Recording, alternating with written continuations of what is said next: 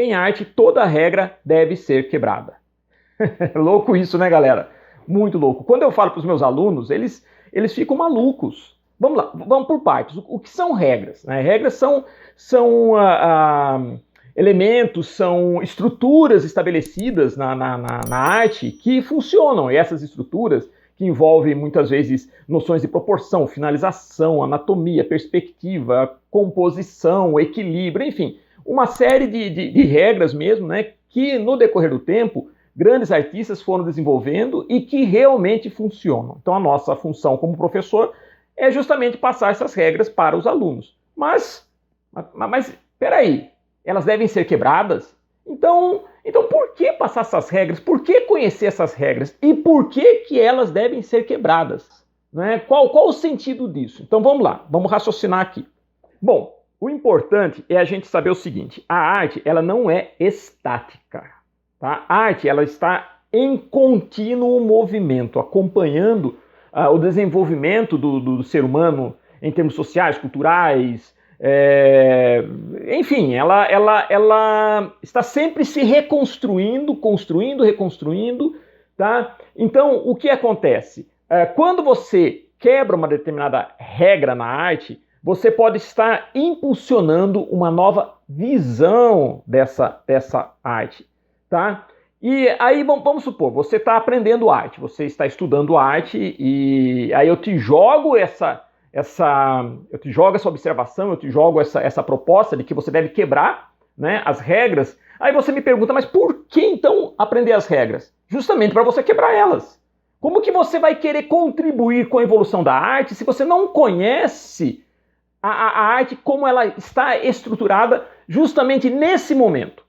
Tá? E não se esqueça que quando você estuda arte, você vai estudando tudo o que já foi feito pelos artistas que vieram antes de você. Uma coisa que eu valorizo muito quando eu dou aula, né, nos meus cursos, é justamente isso, desenvolver o estilo de cada aluno. Você aprende se baseando nos grandes mestres, mas eu sempre coloco como ponto principal o seguinte, desenvolva o seu estilo. Use os mestres, porque eles trouxeram a escada que você vai ter que galgar. Então eles estão te dando degraus que você vai ter que subir para chegar no teu estilo. Isso é muito importante. Vamos fazer aqui então um exercício para entender, né, um exercício de imaginação para vocês entenderem o que eu estou falando. Vamos voltar no tempo. Vamos para 1922, aqui mesmo em São Paulo, onde estou.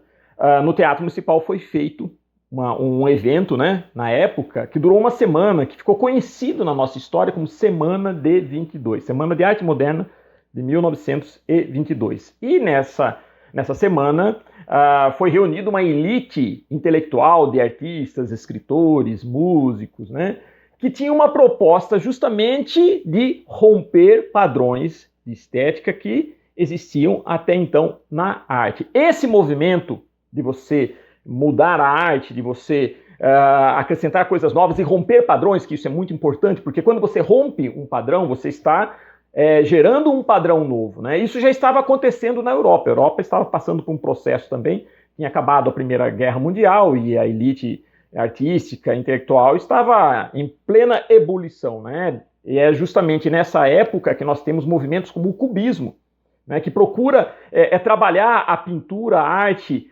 usando formas geométricas. A preocupação não é você representar realmente na pintura o realismo como até então era visto como a meta da pintura, e sim você trabalhar um pouco formas geométricas, tentar uma estética nova, né? Um dos grandes artistas, né, pintores que representa o cubismo é o Pablo Picasso, né? E aqui no Brasil nós tínhamos pintores também que estavam seguindo essa tendência e foram expor na Semana de 22 essa proposta. Temos aí o quadro Abaporu.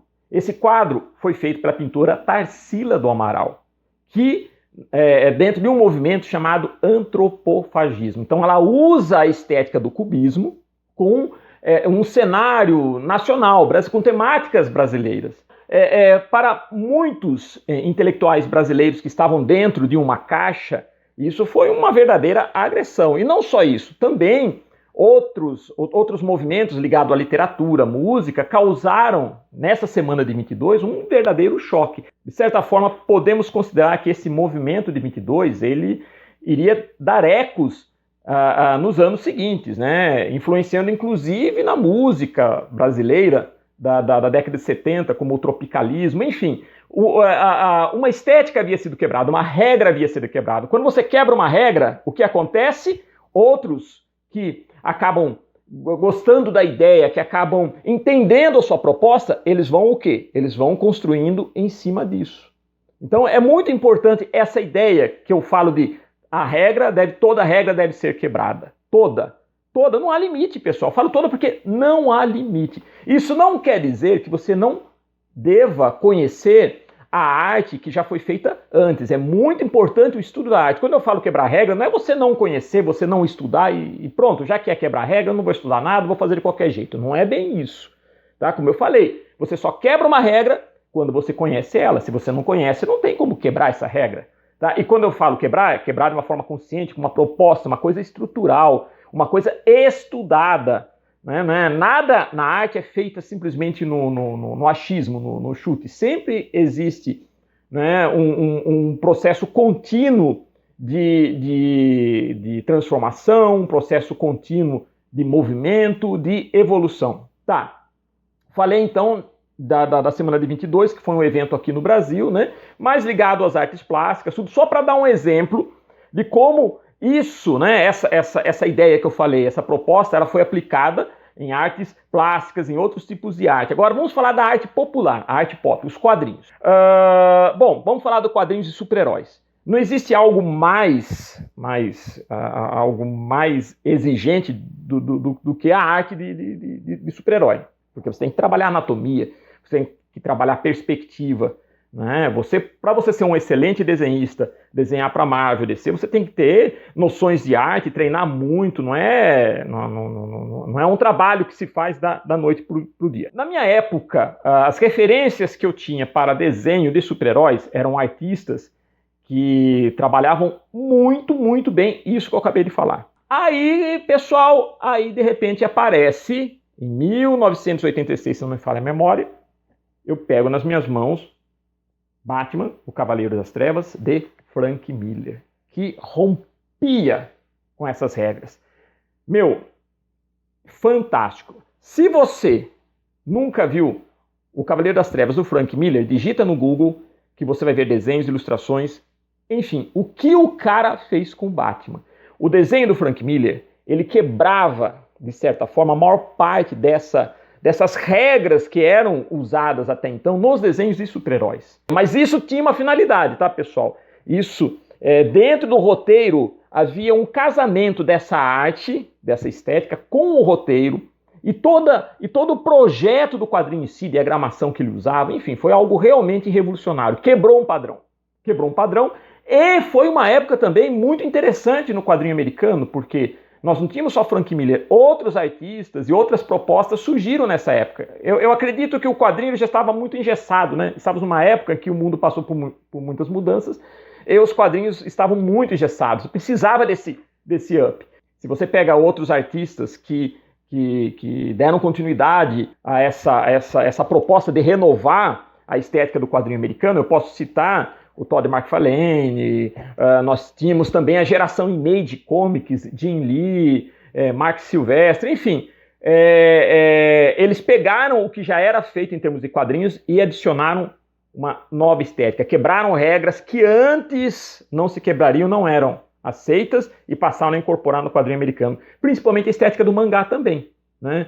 McFarlane e Jim Lee usaram muito da estética do mangá nos quadrinhos, né, da Image. Então, se você pega os desenhos, eles aumentaram a proporção, as mulheres tinham umas pernas imensas, os olhos também foram modificados. Então, isso não seria aplicado na década de 70, por exemplo, no quadrinho americano. Seria visto como uma verdadeira ofensa. Só que, no momento, na década de 80, isso já era possível. Porque havia uma necessidade de quebrar, alguém tinha que começar a quebrar essa regra e começar um caminho novo na arte, na estética. Então nós temos isso daí. Podemos falar também na animação, Disney, né? Na animação, através a Disney teve todo o histórico de design de seus personagens, suas princesas, e que com o desenho da Pequena Sereia, e depois mais para frente o Rei Leão e outros que vieram, a gente tinha uma nova estética, inclusive se utilizando de referenciais de mangá, né? Porque o mangá também é uma quebra total de estética, né? Afinal de contas, o rosto humano tem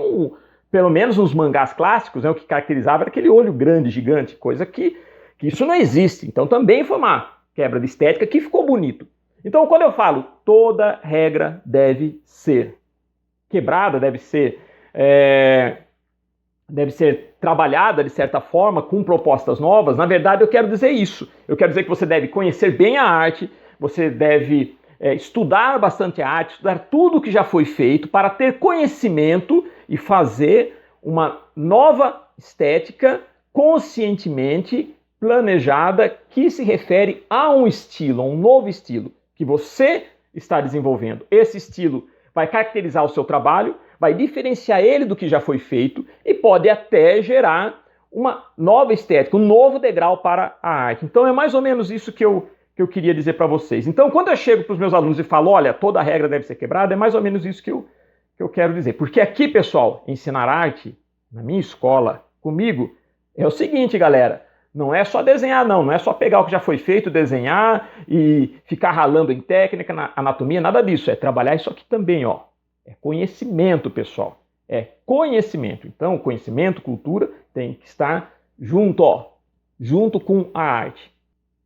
Então é isso. Vocês concordam, discordam? Deixem seus comentários, né? Vamos debater isso daí, sempre de maneira civilizada, isso é muito importante, né? Alto astral, tá? E não se esqueçam de se inscrever no nosso canal para ficar a par das novidades. Ativem o sininho, tá? E a gente se encontra no próximo vídeo. Tá joia? Até lá, pessoal. Estudem bastante, desenhem bastante e fica aquela mensagem de sempre. Sejam heróis.